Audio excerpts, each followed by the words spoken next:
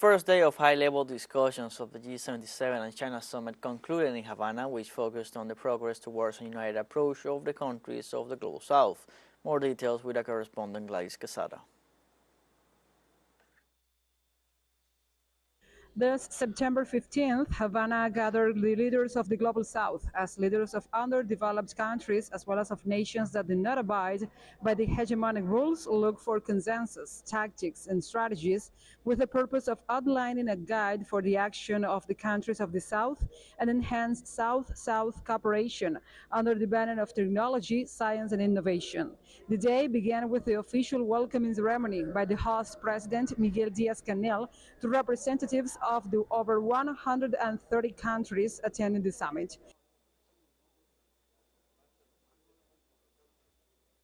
The peoples of the South are the ones that have more poverty, hunger, misery, death for curable diseases, illiteracy, human displacements, and other consequences of underdevelopment.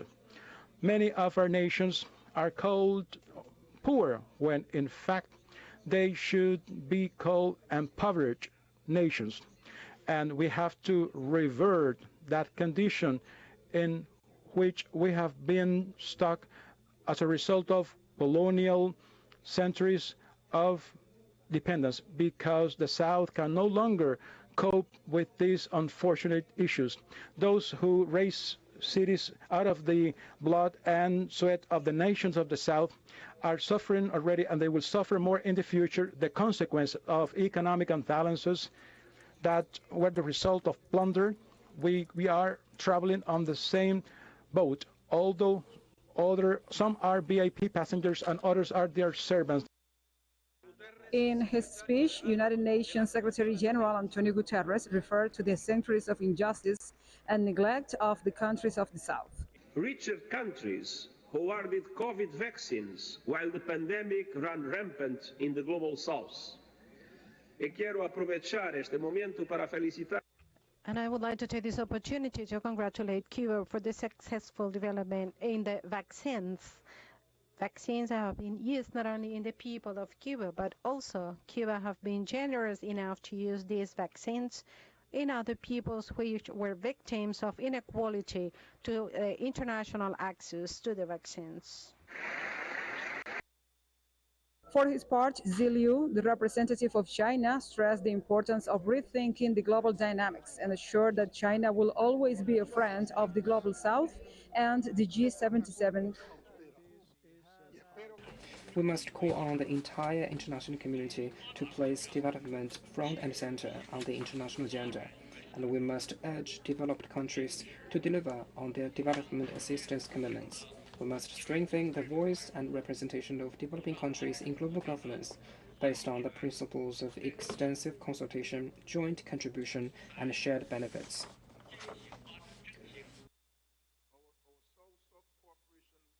Venezuelan President Nicolás Maduro Moros called for a higher level of practical cooperation in science and technology. The 21st century, he said, must be the century of the countries of the South.